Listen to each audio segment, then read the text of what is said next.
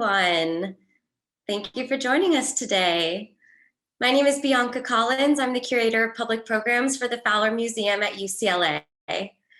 We're very pleased to present today's program as part of our Curator's Choice series, which offers lively conversations with curators about their passions and projects that inspire audiences to engage with different worldviews and find joy in the diversity of human experiences. Today, on the 11-year anniversary of a devastating earthquake in Haiti, the Fowler's Curatorial and Research Associate of Haitian Arts, Katherine Smith, and Associate Professor of Art History and Africana Studies at Boston College, Kyrah Malika Daniels, come together to discuss Séisme, Earthquake, a beaded flag created in 2010 by Haitian artist Evelyne Alcide, depicting the nightmarish post-earthquake landscape of Port-au-Prince. But before we get going, a little bit about our guests joining us today. Katherine Smith, Ph.D., is a lecturer in UCLA's Department of World Arts and Cultures Dance and a visiting researcher in the UCLA International Institute. She has held fellowships at Brown University and at New York University and publishes regularly. Smith played a curatorial role in 2 exhibitions, Reframing Haiti, Art History and Performativity at Brown University in 2011, and In Extremis, Life and Death in 21st Century Haitian Art at the Fowler Museum in 2012. She is the lead curator on the forthcoming retrospective on Haitian textile artist Myrlande Constant at the Fowler Museum. Smith is currently finishing a manuscript on death art and the religious imaginary in urban Haiti. Kyrah Malika Daniels, Ph.D., is Assistant Professor of Art History, African and African Diaspora Studies, and Theology at Boston College. Her research interests include Africana religions, sacred arts, material culture, and ritual healing traditions. Daniels was awarded a Getty ACLS postdoctoral fellowship in the history of art for 2019-2020. She's currently completing her first book, Art of the Healing Gods, which examines sacred art objects used in healing ceremonies to treat spiritual illnesses in Haiti and the Democratic Republic of Congo. Following the Haitian earthquake of 2010, she worked in Saint Raphael, Haiti, with La Coup Soleil Academic and Cultures Arts Center, a grassroots organization that develops arts-based pedagogy. She currently serves as co-vice president for COSANBA, the Scholarly Association for the Study of Haitian Vodou. In order to see both of our guests during the visual presentation, once screen sharing begins, I encourage you to click View Options and then select Side-by-Side mode. If you have any questions during this program, we encourage you to submit them through the Q&A function found at the bottom of your Zoom screen. You can submit and upvote questions that you'd like to be considered to hear answered at the end of the program. Okay, that's enough from me. Over to you, Kathy and Kyrah. Hi, Bianca. Thank you. So, as Bianca said, we're here today to talk about this work of art by Evelyne Alcide that she made to commemorate the earthquake of 2010. Kyrah, could we have that image up? Thank you. We're going to talk about the imagery in this work. But I want to start by talking a little bit about the form itself, the art form and its evolution, because this particular style of beading that Alcide uses in this work and in all of her work brings together the history of Haiti's rapid urbanization in the 20th century. And that rapid urbanization is also part of the historical conditions that sort of underlie the magnitude of the earthquake's damage. That part of the underlying conditions of possibility for both the creation of this artwork using this particular technique and at the same time the scale of the damage of the earthquake. They're all intertwined. And they're part of Alcide's biography as well. So Alcide is born in Port-au-Prince in 1969. Like most residents of Port-au-Prince, she's only a generation removed from the countryside. Her family had moved from Léogâne outside of the city before she was born. And they still have close ties there today. In 1986, when she was just a teenager, she began working in a foreign-owned factory that beaded wedding dresses. Now, of course, this is a common story throughout the post-colonial world, right? That life in the countryside with a sort of lack of investment and infrastructure becomes untenable. People migrate into the cities. Women in particular find work in factories, especially in the textile industry. So it's a common story, but it's also Alcide's story. And it's unique to her in many important ways. The wedding dress factory went on to close in the early 90s. And Alcide, being out of work, found a job with one of her former colleagues, one of her comrades in the factory, Myrlande Constant. I want to say a word about Myrlande Constant, who, as Bianca said in the introduction, will be having a retrospective of her work at the Fowler in 2022. Constant worked alongside Alcide and a handful of other artists in the factory, and she was the first person to take this particular technique of beading and apply it to the fine arts. Now, Kyrah is going to talk in a moment about the history that this art form has in Haitian Voodoo. But this technique that this first early cohort of artists learned and were trained in the wedding dress factory, and you can see it here in Alcide's workshop in her atelier, is called the tambour stitch. And the canvas is sort of stretched over a frame, and the beads on a long string are sort of fed up to the underlying surface of the canvas. And each one is attached by 2 stitches. Each single bead is attached by 2 stitches underneath the surface of the work. And what this introduces into the textile arts of Haiti is the ability to create tremendous amounts of detail and scale. Previously, the textile arts were typically using sequins and were typically male dominated, right? So Constant leaves the factory and begins making fine arts, Drapo Voodoo flags, using this technique, and really revolutionizes the form. And Alcide was one of the first apprentices or co-workers of Constant. And she went on to sort of open up her own work and sign her own workshop and sign her own work.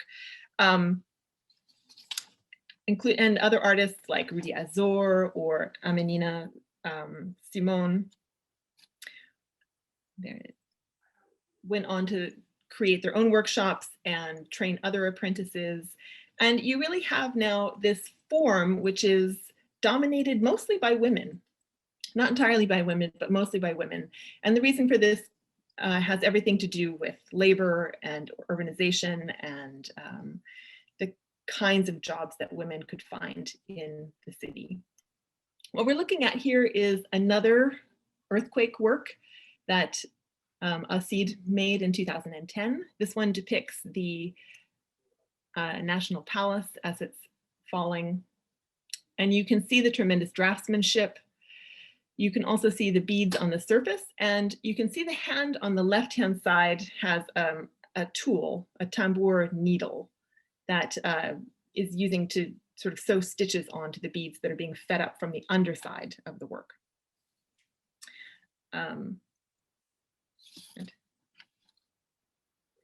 Okay, so there is another aspect to this work, though, that is the sacred aspect of it, that it's both a history of the city and a history of women working in factories, but there is an aspect of it that comes from the traditional sort of sacred regalia of Voodoo. And I'm going to hand it over to Kyrah to talk a little bit more about that. Good afternoon, everyone. I want to first begin by welcoming you all to this event, and I want to extend my gracious thanks to you, Katherine Smith, for the invitation to join you in this conversation.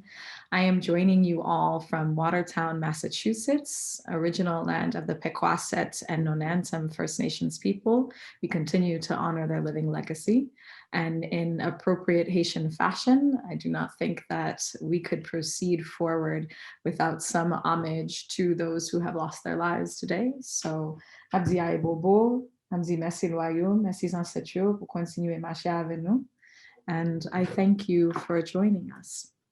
I want to begin by providing a bit of context for what Voodoo is and what the real Haitian Vodou is. Those of us who are in the field of Haitian studies, perhaps who are Haitian ourselves, grew up hearing a very different term than one that is heard in Haiti, which is Voodoo. And I think that it's important to situate that this is a Hollywood construction. There are a number of different ways in which the construction of Voodoo with the 4 O's is really part of the colonial imaginary. On the left-hand side, I've included a photograph of the illustrious actress Angela Bassett, who plays Marie Laveau in American Horror Story. There are so many other examples of representations of Voodoo as something that causes harm, as a tradition of witchcraft, of evil, of magic. But what Haitian Vodou actually is a powerful tradition of healing. This is a tradition that understands God to be the supreme architect of the world, of the universe, with spirits who populate the heavens and the earth, and ancestors who guide people forward. People are understood to live and exist in relationship to nature, to animals, and to plants.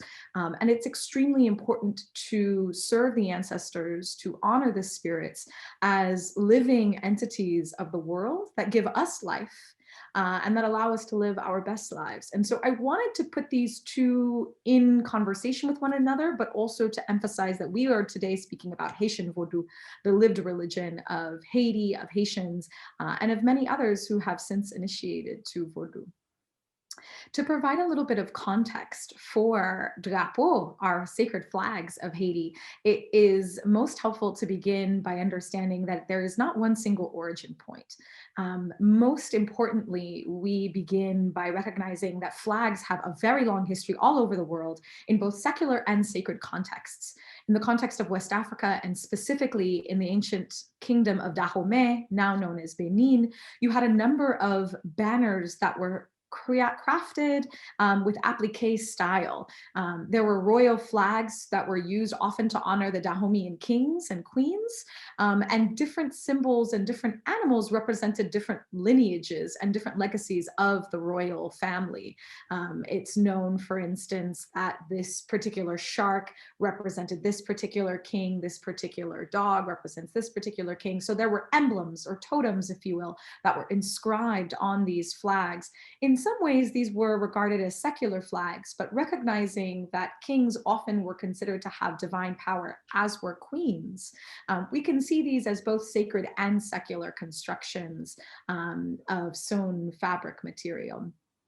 In the context of 18th century France, you have a really remarkable tradition of military flags. This is something that you see across Western Europe, but especially, of course, when we look at France, which of course colonized the island known as Saint-Domingue, which is the Haitian side, you had an importation of this interest in particular styles of military flags brought to the island nation.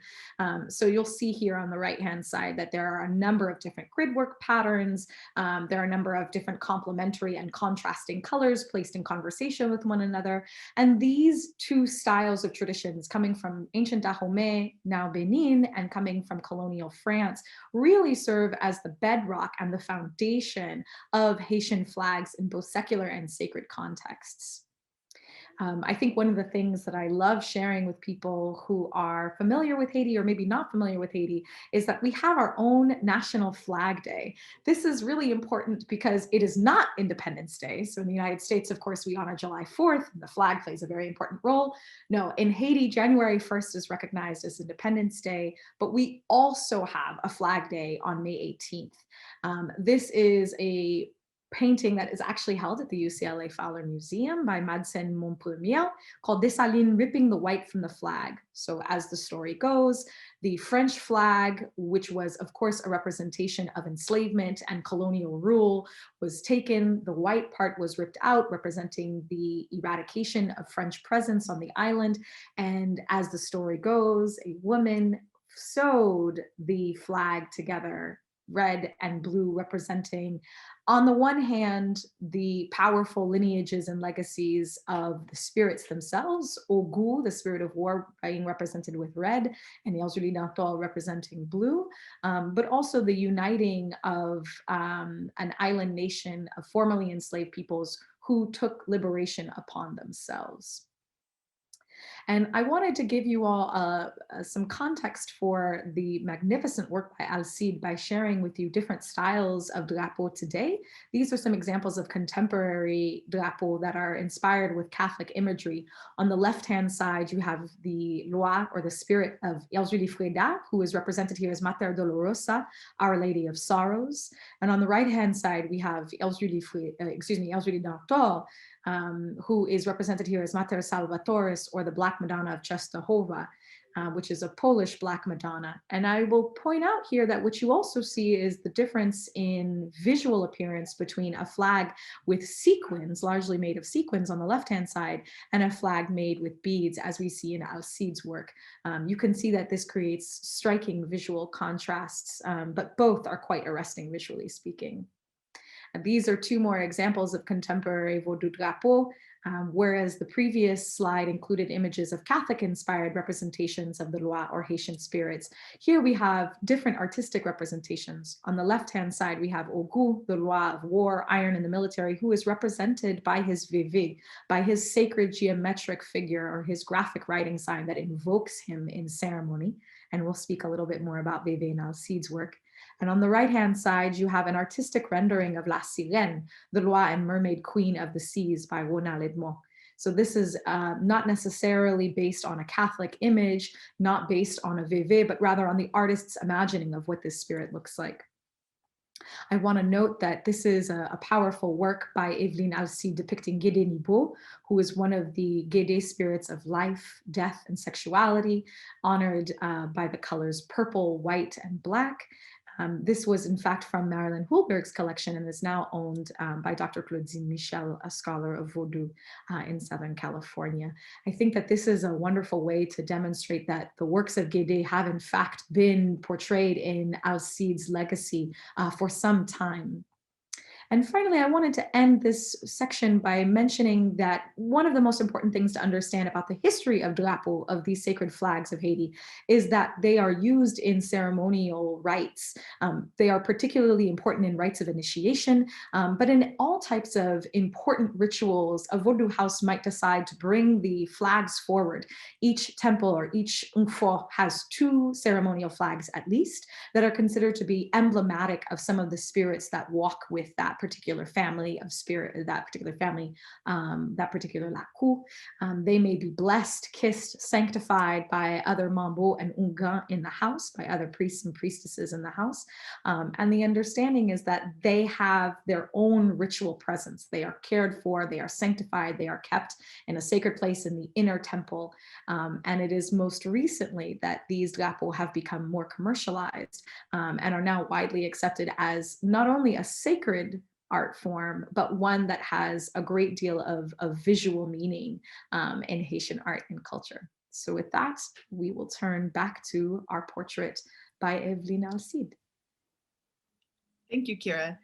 Thank you also for acknowledging the dead.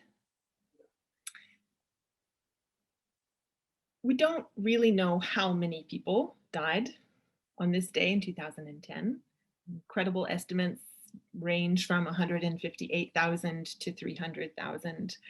I think though that for most people, at least the people who did not experience the earthquake firsthand, the earthquake is sort of seared in our memory as a series of images, right? And in this sense, photography sort of dominates the memoryscape of the earthquake, right? It's these photographs, these flashes of moments sort of captured in time that really shape our understanding of it and add to the sort of unfathomability, right? The numbers that you can't comprehend, numbers that you can't count,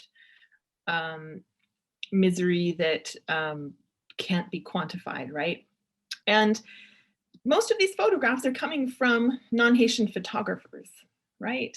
That largely the memory of the earthquake, the way that it has sort of seared itself into a global memory, has not been in the control of Haitians themselves, right? And that's why I think it's really important to sort of look at works like this when we're talking about what the earthquake was, what it meant, right? And how did people make sense of it, right? Here's one example. So segueing then to sort of talk about some of the imagery within the work itself, Kyrah, I wanted to ask you, like, what do you make of these two really striking figures at the top that are both sort of angels drawing on Christian imagery, but then also serpentine and mermaid creatures as well? Thank you for that question, Kathy. I will say that I really find myself captivated by these two figures at the top, in part because initially, you're absolutely right. From the top, they resemble Christian angels. And it's perhaps quite easy to imagine them playing the role of archangels, even those who are rescuing souls from the devastation of the earthquake. But their bottom half reveals that there's greater complexity here. So on the right-hand side, we see a figure who is in a green dress or a green robe, and underneath this robe emerges a long, beautifully scaled tail. She resembles a mermaid, and I would argue that she, in fact, is perhaps a mermaid, la sirène, angel, that she is a representation of La Sirène, the spirit of the Queen of the Seas, who has taken on angelic form. This to me makes a great deal of sense in thinking about the fact that La Sirène, Queen of the Seas, is deeply connected to Afrique Guinée, the land of the spirits, the land of the ancestors, which is regarded as being beneath the ocean itself. So to me, it's quite fitting that a La Sirène angel would be coming to rescue souls. On the left-hand side, we have a representation of an angel-like figure. And just as you said, her bottom half resembles a serpent. Other depictions of entities who look a little bit like this, I think arguably really resemble Aida Wedo. Aida Wedo is the cosmic other half of Dambala. Both of these are deeply elder spirits with profound roots in ancient Dahomey. And I think that this makes a great deal of sense because Dambala and Aida Wedo are regarded in some ways as creators. If not the creators of humankind, then certainly some of our most ancient spirits. And so it's quite fitting that you would have these two divine feminine principles representing life and creation, as well as death and the afterlife, rescuing these souls. And I want to take a brief moment here to really acknowledge and demonstrate appreciation, Kathy, for what you've said about the importance of Haitian representations of the earthquake, because this is such a different portrait than the sort of National Geographic or CNN or BBC News or whatever it is that has really marked our memories of the Haitian earthquake as being scenes of complete destitution, tragedy, horror, all of which must be acknowledged. But here we see Alcide has inserted a divine feminine healing presence, I would argue, that suggests a very different rendering, perhaps a memory or perhaps an imaginary of, and I don't say imaginary to suggest that it is not true, but rather another realization and actualization of this memory in which humans, even those who lost their lives, were not entirely alone, but were still being cared for by the spirits. And so now I want to take a moment to ask you, Katherine, about the representation here that we see of the cemetery, of the tombstones, and this quiet and also very loud presence of Guédé. Yeah, well put. So Guédé is the spirit of death, but also sexual regeneration. He is a trickster that sort of straddles death and life, and because he sort of straddles the extreme realms of the human experience, he's a bit of a trickster, right? He can laugh at things that other people can't laugh at. He is the sort of embodiment of a generalized idea of ancestors, right? For those who are beyond a particular memory, usually, right? And you don't see him, as you suggested, explicitly referenced here. That is, he's not embodied form. The example that you showed that's part of Dr. Claudine Michel's collection, that's Guédé as he is probably mounted in someone's body, right? And you can see what he's doing. Here he is not mounted in anyone's body. And I wonder if it's just too soon, right? That Gede's healing present is not here because the dead have not yet been sort of resolved. The moment is still fresh. The blood is still on the ground. And yet we're in the cemetery, right? And that is his place. And the cross is his symbol. And the pick and the shovel that are next to the grave, those are his symbols as well. So he's there, but it's not a moment yet to sort of celebrate the renewal of life. It's implied that that's coming, but it's not yet the moment to acknowledge that. I also think that Gede is the spirit who is strongest in the city, right? I've heard this from a number of people who serve the Loa, that like Gede is strongest in the city, in part because where you have more life, you also have more death, right? So the huge urban necropolis of Port-au-Prince is such an important sacred site for him. I mean, anywhere where there's soil and there are ancestors interred is a spot for Gede, but where you have so much death that draws so many of the living together to celebrate, that is really a sacred place for him. And in a way, the style of tombs, as they're sort of crowded together, this is a cemetery. And it's also, you know, worth remembering that Alcide is a city person herself, right? That she's from Port-au-Prince. And this is what a cemetery looks like to her. It's a common cemetery throughout the sort of Francophone world. You find it in New Orleans and throughout the Caribbean, right?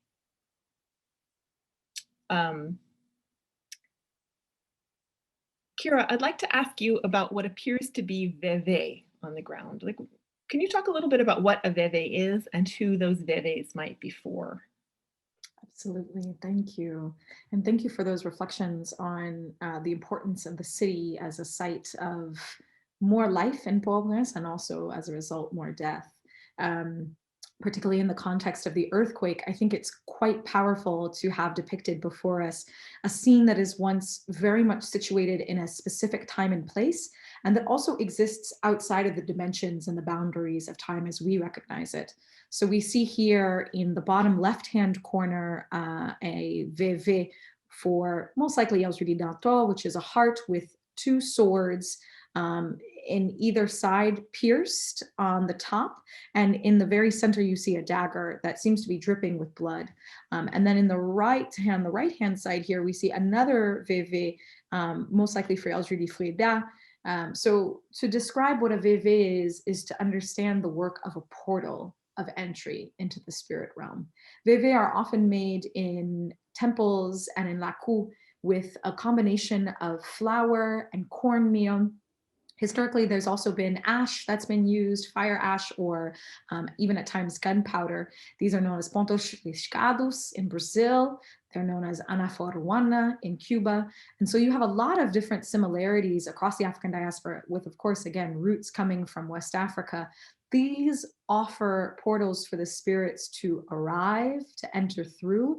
And it's very important that they're made, they are constructed, these VV, these sacred symbols, each one unique to a particular loi or a particular spirit. These representations of the loi are made in something that disappears, right? They're not made in ink. They are made in flour and in cornmeal, so that when ceremony takes place and they are eventually danced over, the portals that have been opened for spirit to arrive can then be closed again for the spirits to return home. I think what's powerful here is that you have before you a scene in which portals are wide open as the thin veil between the living world and the spirit realm has been pierced by this quite literally earth-shattering catastrophe. I think it's quite fitting that Elzrudi Danto is on the bottom left with blood dripping. She is a fierce mother warrior representing the carnage, if you will, of the tremblement de terre, the séisme, of the earthquake itself. And then in the upper right, we have the Elzrudi Freda VV.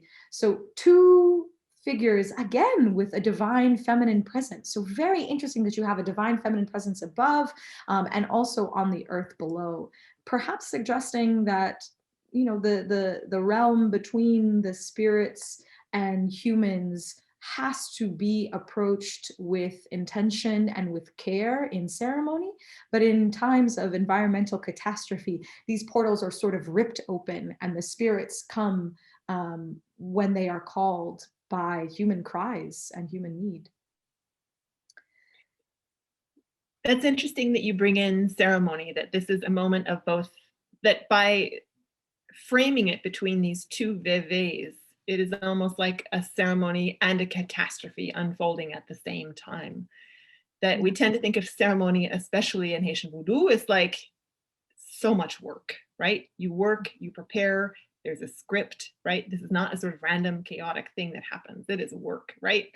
And then catastrophe, right? So suggesting that this is the moment for ceremony. And I think, talking more in depth with Constant about her process of creating work after the earthquake, I know that she talks about how for her, creating the work was healing in and of itself, was a process of healing, working through the imagery and trying to give religious meaning to this moment of violence and destruction, trying to understand what it meant.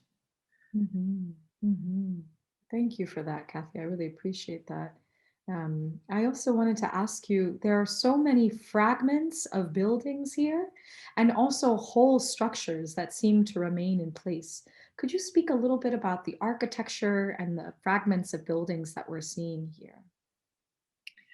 Yeah, I think to anyone who's familiar with the Caribbean or New Orleans, a lot of this looks familiar. And when we were talking about what this technique offers in terms of being able to depict details, that's so strikingly clear when you look at these doors, right?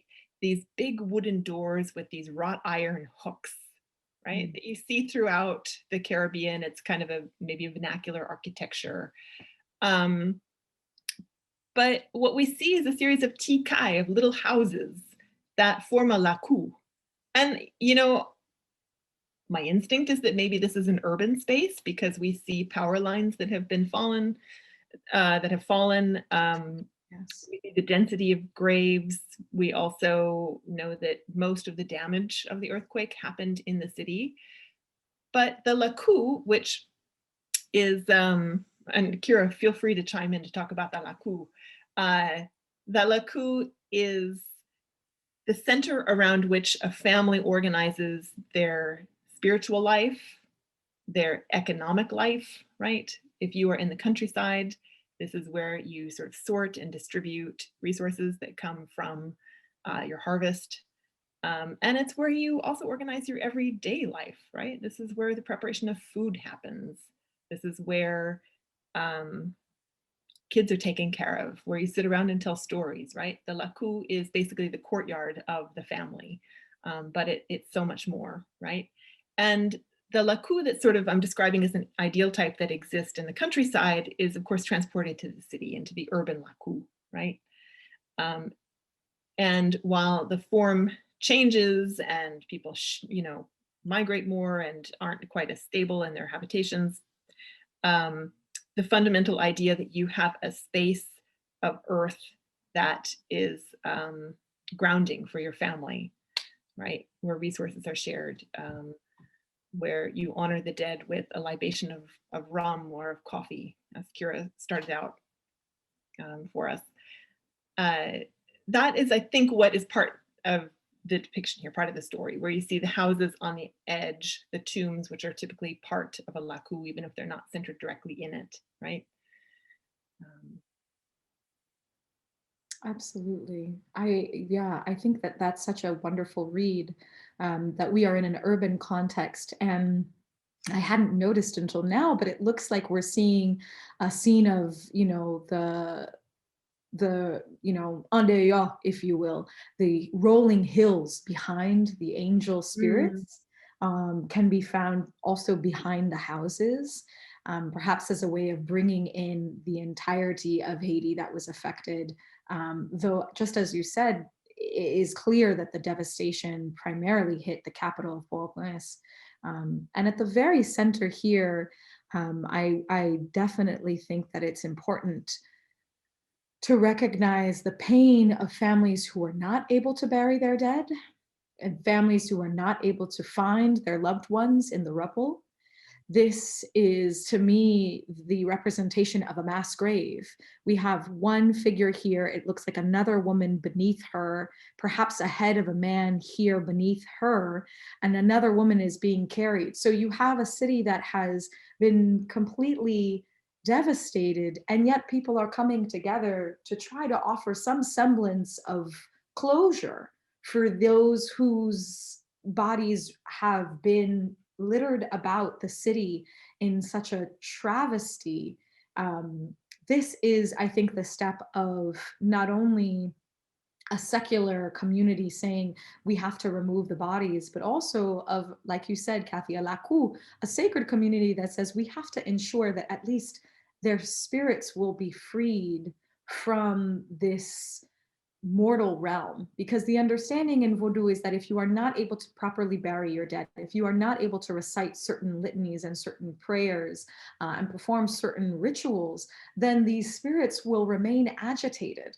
And these are some people's perspective as to why Port-au-Prince, if you will, has been haunted by the specter of the earthquake for the past 11 years, that there are so many restless souls that were never able to be put to sleep, if you will, and sent on their way, on their voyage to the after realm. Yeah, you see, I think in this like three ways of dealing with the dead. You see, first, sort of before the earthquake, there are these tombs, which of course still exist today, but this is sort of the sort of good death, right? This is how a body should be interred, in a dignified tomb, right? And then you see the moment of catastrophe of the earthquake, where, as you said, there's quite simply the secular and religious need to make sure that the bodies are interred quickly, right? Yes. And something that, as you said, was so tragic for so many Haitians that lost loved ones, Yes. that there wasn't time to deal with it properly. And I know that the cemetery in Port-au-Prince itself became a site of 2 mass graves, where bodies were simply interred without being named, recognized, or really given their proper honor. But then you see something else happening, which I would love to hear what you think of this, that you see the bodies rising. It almost looks like they're rising up. I know that they're being sort of put into the grave, but the angle of this, the woman who is above the mass grave looks almost like she is rising up. And the figure above her, who is holding the hand of right, exactly, is clearly being taken away. Well, I think it's clearly being taken away, but maybe not. What do you take of this sort of third category here of bodies that are being lifted up or transcending? That's a wonderful question. And I suppose there are a few different ways of interpreting it, which is that, you know, perhaps these are figures who were properly buried and whose souls can be released, or perhaps these spirits, in my mind, Aida Wedo and Alasi and angel type figures, have decided to rescue those souls who are buried and trapped and cannot be claimed by loved ones. So here on the right-hand side, we see a figure who's trapped under the rubble. Yeah. We know, of course, that these are some of the most devastating stories of those who were living and had houses, buildings that collapsed on them, and who remained alive until suffocation, until dehydration, right? And so perhaps this is one way of the angel spirits rescuing those who had no family to claim them. That might be one interpretation.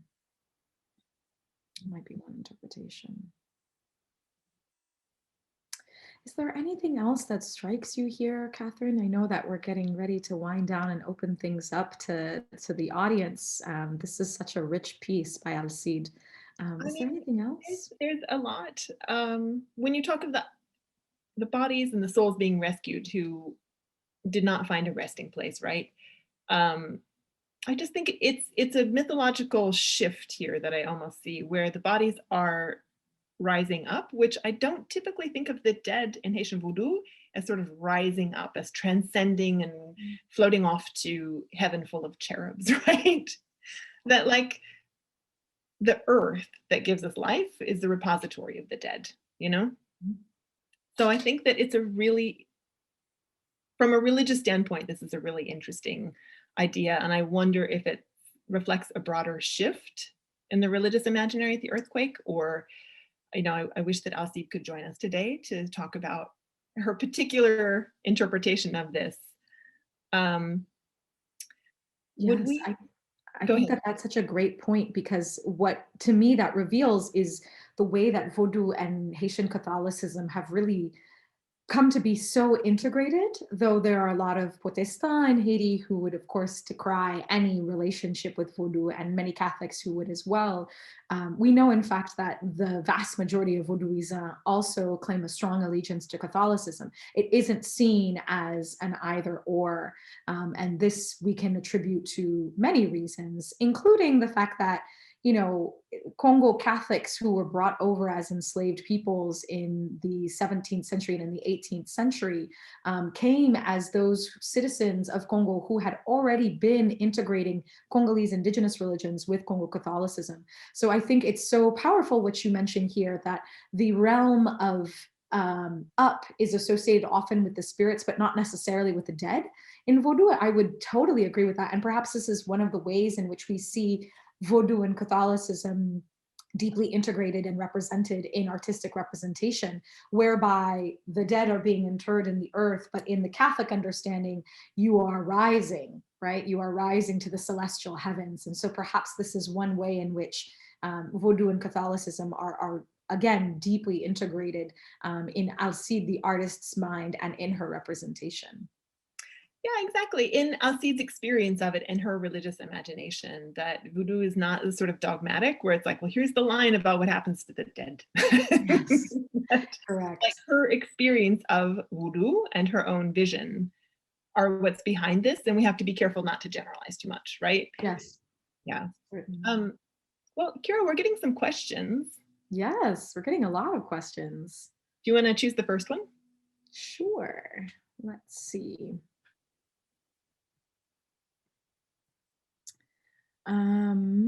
It looks like there's a question from Jasmine Jackson. Are Haitian funerals more so celebrations of life or a time to mourn? Possibly a combination of both? Do you want to answer that one, Kathy? I would say possibly a combination of both. I think part of it depends a lot on the circumstances, right? Has the person gone on to become a revered elder, and it's a natural and a so-called good death, right? Part of the process of life, in which case mourning could most definitely be part of the funeral, but a celebration as well.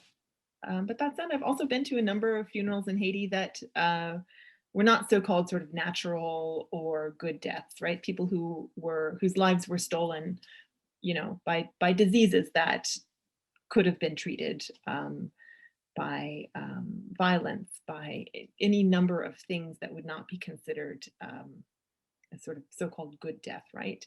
And I've found that like the emotional atmosphere there is different, right? The people are mourning. Absolutely. And just to ask you, Catherine, can you see the questions that I have here on the side? Yeah. Okay, great. Wait. Do you want to read the next one by Lena Siboni and Michelle McElwain? Okay. Okay. Did the Haitian voodoo or general culture personify or anthropomorphize the earthquake at all? Or was there any rationalization or attempt to understand and process it religiously? Oh, that's interesting. To anthropomorphize, to give the earthquake a face, I don't know of any such attempts. I could always be wrong, as I said before, like voodoo is incredibly personal. It's part of yourself, it's part of your family, right? So by all means, there could be that person who serves the loa who has absolutely personified it in some kind of form, right? But at least when I've talked to people who serve the loa about the earthquake, I mean, it's much more like this image, right? It's not so much that the loa of Voodoo created or made the earthquake, but that they were there in the moment of catastrophe or after catastrophe when bodies needed to be sorted and dealt with. And certainly the people who died in the earthquake are, brought into the realm of ancestors through Voodoo. But the earthquake itself was so powerful that I've generally heard it ascribed to, being the realm of bon Dieu, of God.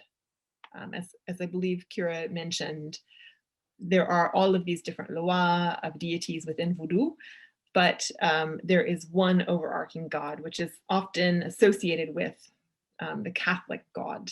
And I guess most people I've talked to have talked about the earthquake in terms of this was an active God. I would agree with that. And just to build further on Michelle McElwain's question, thank you so much, Ia. Is the earthquake considered a force of nature worthy of worship or a negative spirit? The name that you've just mentioned, Kathy, that I think is really helpful here for our understanding of the way that the earthquake was personified is Gudu Gudu. This is an onomatopoetic name that was ascribed to the earthquake probably within moments of it taking place. Now, what's fascinating is that I've recently learned that Guru Guru is actually the name of a very specific drum in Yoruba culture of southwestern Nigeria. It is, in fact, we can imagine a rumbling of the earth that creates mournful cries, that also creates a thundering sound that reverberates in the body. So in this sense, I would say that it has been personified, or at least given a sort of sense of presence that is outside of just an inanimate thing. But I would agree that it is considered to be, if you will, the provenance of God Bon Dieu, who is the only one who could have foreseen such a devastating natural disaster. That's interesting that you say drumming and in the body and felt in the body, because I remember visiting Haiti at the end of 2010 and visiting Alcide and hearing so many people say the idiom was, I'm not over yet, I'm still holding it in my body. I'm still holding it in my body. It's still there in my body. Absolutely. Oh, we've got some great questions here. I'll try to read a few together. So for the sake of time, one is the generic flag definition brings to mind a national banner. Can you clarify the terminology of a flag in art and how such artworks as this qualify as such? Do they only come from Haiti? And a second one from Dr. Nancy Netzer, welcome, is did Evelyne Alcide create other images of the earthquake? And if so, for whom? I might turn that one to you, Katherine. Okay, do you want to talk about the question about flags and nations? Oh, sure, yes. Go ahead. No, go ahead. Okay. I think one of the things that we find so fascinating is that flags play a really important role, not only in West Africa and Central Africa, but in the African diaspora as well. And once again, this is in both secular and sacred contexts. In traditions such as Revival Zion of Jamaica, you have ritual banners that are also used that are associated with particular cultures and communities. In places like Trinidad, you have flags that are associated with spirit nations, if you will. While this could get much more elaborate, for the sake of simplicity, I'll simply state that this notion of nationhood is one that is quite powerful in the context of geopolitical nations, but also in terms of the spiritual realm. It is understood in Haiti, for instance, that the spirits belong to 101 nations or 21 nations. And so they each belong to their own sort of community. And so flags definitely have a secular meaning in African diasporic context as well as a sacred meaning. And with that, I'll turn to you. Yeah. Okay, so the question of is there a broader genre of so-called like earthquake flags? Yeah, there is actually. And I find that this is an interesting turn in a tradition that, Kyrah has really excellently outlined, right? That comes from the Unfor, from the Voodoo temple, but has become something of a fine art object. And what you find at this moment of the earthquake is a explosion of all of these Drapo Voodoo. And what that really introduces, not for the very first time, but most pronounced, is the depiction of a historical event, right, in a Drapo Voodoo. That it's something that's not sort of just religious now, but it is also depicting an event. And I know, for example, in Myrlande Constant's work, some of her later work that came after this begins depicting heroes of the revolution, right? And so it sort of brought in this shift in the form, a broader expanse of representational possibilities. Kyrah, if you actually flip back Yes. to, so this is an example of another work that Alcide was working on that depicts the earthquake actually on a much larger scale, and it depicts the National Palace crumbling. So this was another work that she did. I'm not sure, honestly, how many works she made about the earthquake. The Fowler, as part of the In Extremis exhibition, bought a large, and by large I mean about 8 feet by 8 feet, work about the earthquake made by Myrlande Constant, which sort of brings to the question, like, well, who were these made for, right? This is in fact one of our questions. Right. Yeah. That you know, when I say that these are made as fine art, I mean they're made for an art market, right? And an art market that by and large exists outside of Haiti. This isn't something that the artists intend the work to be sold, but they're not making it explicitly for a foreign audience. But the reality is that most of these works end up being acquired and shipped abroad, which is, you know, part of a larger phenomenon in Haiti that I've always found really disturbing. That, like, its national treasures, its most important artworks leave the country, right? This is a little bit of like the brain drain that people often complain about, that a work of art, it's hard to find a place, a buyer, an investment of the sort of moneyed class of people who could be patrons in Haiti, which is itself a larger crisis. But absolutely. I think what's wonderful is a lot of the questions that are coming into us seem to be overlapping and very much in conversation with one another. I wanted to just point out one or two very helpful comments from our participants.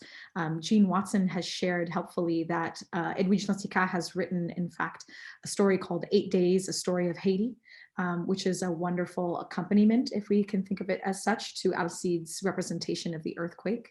I also want to point out that Dr. Nathalie Piel has mentioned that Gudu Gudu also has the connotation of a deep grumbling hunger. And this, I think, comes to some of the questions that people are asking about personification.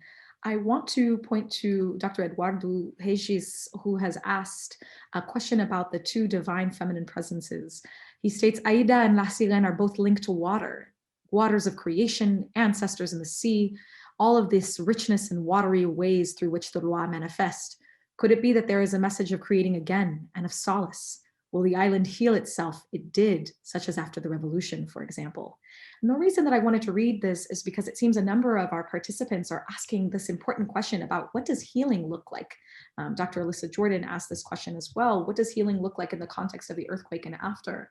I think that we could pose this question about a number of the devastating experiences that Haitians have had to undergo, including the cholera epidemic, including most recently, of course, the COVID epidemic and pandemic. This has claimed now in the United States close to 400,000 lives. In Haiti, some of the higher estimates of the Haitian earthquake, in fact, suggest that it was as many as 350,000 lives that were extinguished during the earthquake. So the, I think, role of the sacred arts has many functions. And I do think that one of these functions is the healing arts. That is to say that one of the most difficult things to do is to name the trauma, to identify the trauma. I imagine that those who have experienced Gudu Gudu themselves personally look upon this and can be triggered by that trauma. And yet, not at all in contrast to that sentiment of being triggered by PTSD, but there is something powerful about naming a trauma, about claiming a trauma, accepting its reality, and also reinterpreting our memories of it. So once again, I think that the representation here of the spirit's presence is another way of understanding that the devastation that took place on the island nation of Haiti is not something that is the point, is the end, is the culmination of Haiti's existence. Though for many people, what they know about Haiti is voodoo, again, the Hollywood misunderstanding, and the earthquake. In fact, Haiti continues to live on. And in what way do these arts provide a healing path forward? I think in naming these experiences of trauma, I think in claiming it, and I think in representing it as actually a time when the spirits were not abandoning Haitians, but rather were trying to help them in this catastrophe that, you know, no one could have foreseen. Yeah, I know that talking to Constant, she talked about, you know, making these works is so incredibly laborious. It takes so much work. And the long, slow process of creating that was healing. But it also brings to mind, Kyrah, that all of the works that I know of about the earthquake sort of talk about the spirits of l'Afrique Guinée, as you mentioned, right? Spirits of healing. But I can't really think of an example where I've seen spirits associated with justice. Right? That, as we all know, the earthquake was not completely a natural event, right? That it was this long human history of environmental degradation and neglect of building infrastructure in the countryside. That it's a long human history of sort of uncontrolled, unaided urbanization, right? That led to the magnitude of the destruction. And without getting into sort of what happened after the earthquake with the NGOs and so on and so forth. I wonder where are the images of justice that sort of might precede the healing? Can you say that last part again? Where are the images of justice, I wonder? The loi, the nation that are associated with justice in Haitian Voodoo, are sort of absent from the Drapo Voodoo that deal with the earthquake. Yeah, that's a wonderful question. I mean, I think that arguably we could say that Guédé in some ways is the ultimate arbiter of life and death, and as such, perhaps is not representing justice itself, but is representing these major pillars of life. But you're right that Ogu is not here. Right? Ogu, the spirit of war, of iron, and also justice is not here, is not portrayed.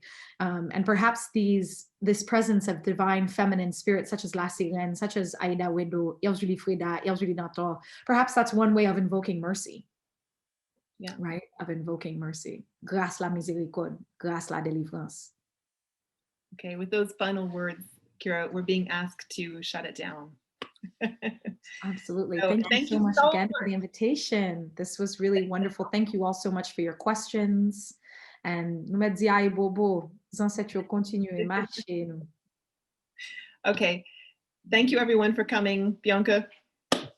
Yes, that was a jam-packed hour. Thank you both so much for sharing such in-depth analysis of Séisme, and of course for honoring the dead on this 11-year anniversary of the Haitian earthquake. And thank you to everyone who joined us. This program has been recorded. It will be available on the Fowler website and on our Instagram for you to revisit, share, and study from, as the case may be. And we hope that you'll join us again for our next program. Details can be found on the closing slide. Thank you and have a great day.